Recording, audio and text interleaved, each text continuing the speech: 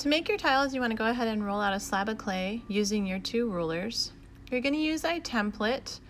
I just want you to trace around the template. Please do not cut using the template. And then put your ruler on top to cut along the edges of your clay.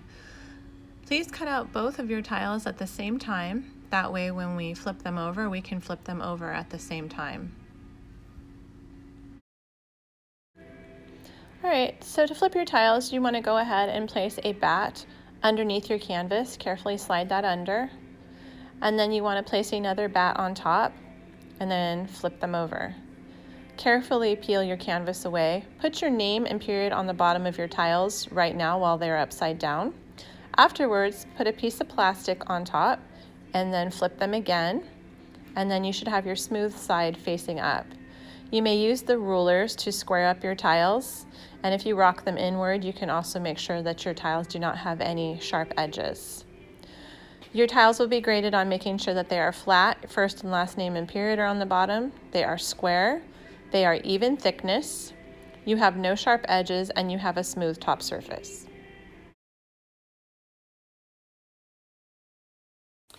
All right, so in order to make Goryeo pottery, you want to make sure that you are sculpting your tiles. On this tile, I'm using a wooden tool to create a dragon scale pattern.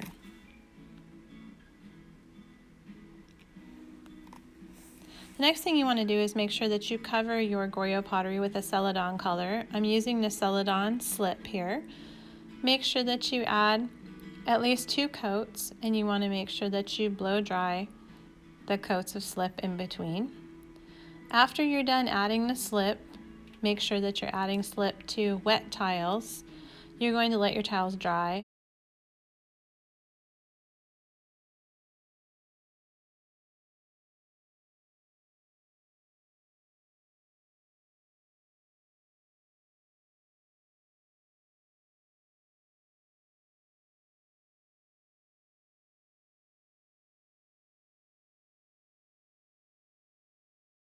For your terracotta warriors, you're going to make sure that you also sculpt your tiles. If you're doing a face, make sure to practice faces. You can look up videos on YouTube on techniques on how to sculpt facial features. You also want to make sure that you're practicing making armor. You can do this by adding clay or by finding different tools. Test out your tools and your patterns on a scrap piece of clay first. That way you make sure that you have a pattern that you like before you apply it to your tile. Again, make sure that your tiles do not dry out. You're then going to add color to your terracotta warriors. We're going to be using the red iron oxide slip for our color for our face. Terracotta is traditionally an orange color like you would see here. You may have to use a combination of a large and small brush in order to make sure that you are able to get the slip, colored slip in all the areas. Also make sure on this one you're going to want to put 2 coats minimum, drying in between coats. If you do not, you're going to see the brush marks on your finished product. On the armor, you may either use a glaze or a slip. If you are using slip, your tiles must still be wet. If you are choosing to use glaze on your tiles, you must dry your tiles first. If you do not put glaze on dry tiles, the clay will shrink and your glaze will chip off and fall off. Again, you can use a large brush or small brush. Make sure that you're filling in all the details. You're going to go ahead and add 2 to 3 coats, making sure it's not see-through, and making sure that you're blow drying in between your coats of slip. Again, these should be covered with slip, but if you do want a metallic looking armor, you can use glaze. For Jomon tiles, these are going to be sculpted as well. And you are going to make sure that you sculpt your tiles first before you add any color. Remember that Jomon pottery usually has a rope-like background. You can do this by using a tool. You can see from the needle tool that I'm using, if you hold your needle tool flat, it will not cut your clay and create a bunch of rough areas. We also do have a paddle that has rope wrapped around it, and you may use that on your pottery piece to create a rope textured background. Then you're going to want to make your shapes. make sure that you slip and score your shapes onto your tiles so that they will not fall off. And then you also want to make sure that you blend the edges as well.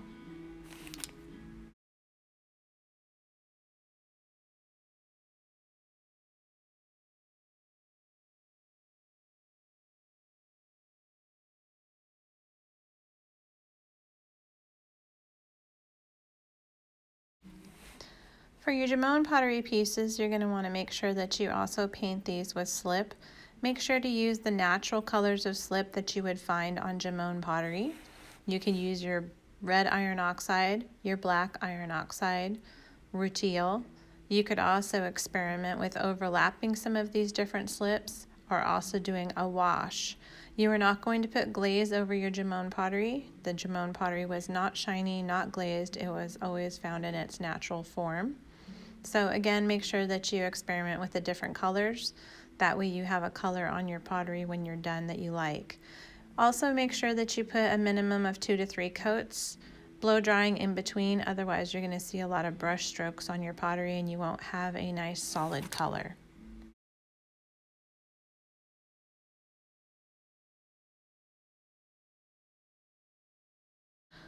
For the black on black method, you're going to take 2 tiles and you're going to cover them both with the black mason slip. Afterwards, you're going to take a back of a spoon and you're going to polish one of your tiles. Not both, but just one tile.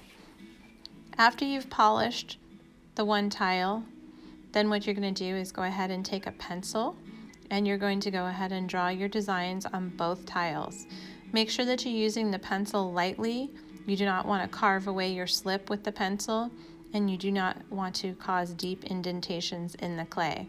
If you have a very technical design, then use a ruler to put your patterns on so that all of your patterns are symmetrical. You can see I've drawn them both onto my tiles. Now I can see both my tiles, my patterns. On the tile that you have burnished or polished, you are going to paint your designs in using the black mason slip.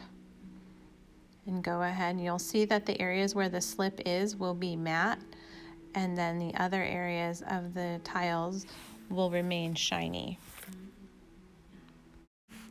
On the second tile, this tile was not polished. You're going to use a glaze on this tile. You're going to be using the black ice glaze, and you're going to be painting in your drawn designs with the black ice glaze.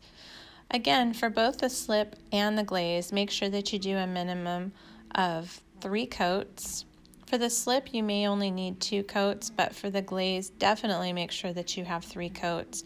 Otherwise, those areas will not look metallic and shiny.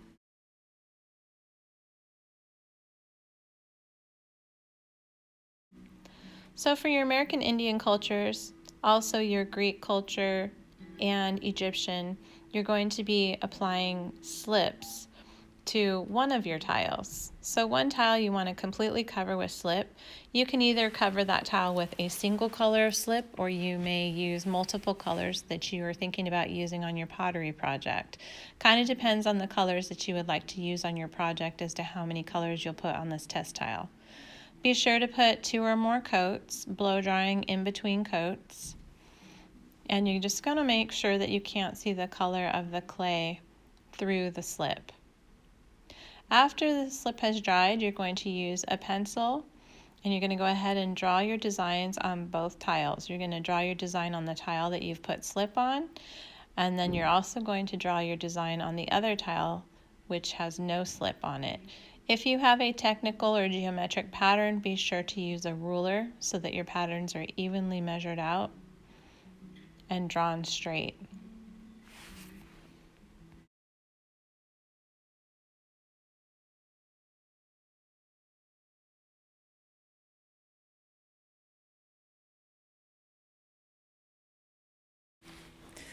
Once you have both of your designs drawn on your tiles, you're going to go ahead and use a Sgraffito tool to Sgraffito away your design on one of your tiles. Your other tile is going to be hand painted.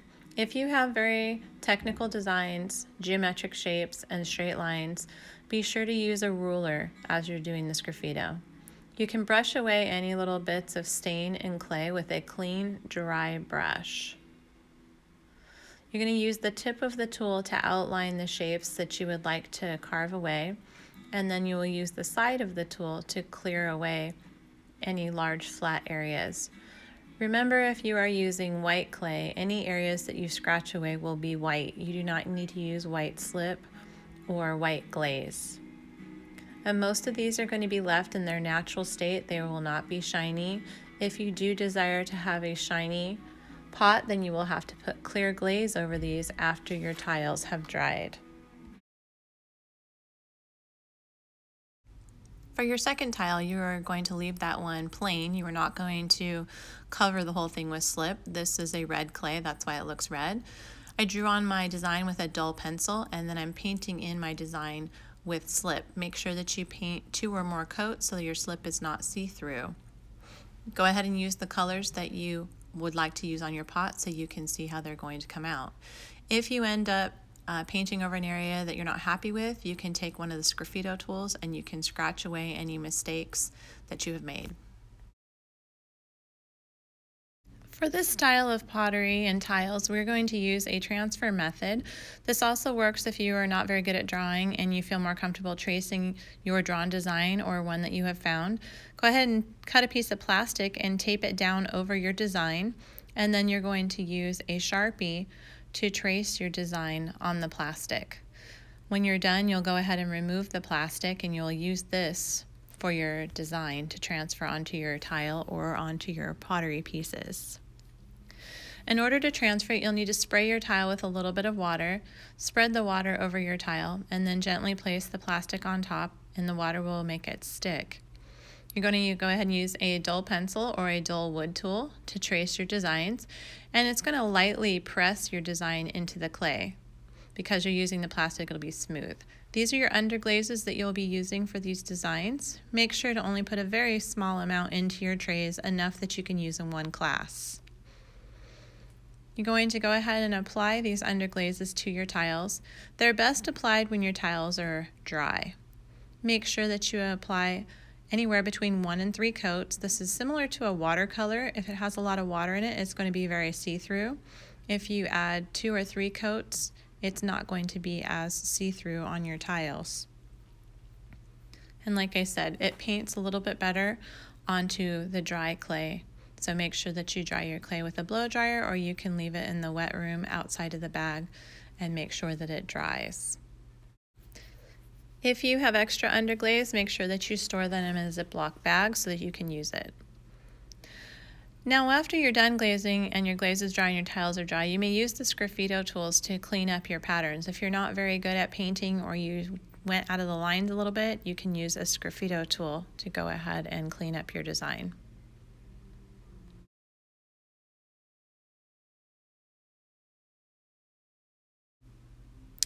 After your tiles are dry, you're going to put 3 coats of clear glaze over the top. Make sure that your tiles are dust-free and completely dry before you apply the glaze. Make sure you apply 3 coats of glaze. You need to make sure that you dry the coats in between as well. When you are done glazing your tiles, check the side to make sure your glaze has not dripped down. Any glaze on the sides or the bottom needs to be cleaned off with a sponge so that your tiles are ready to be fired.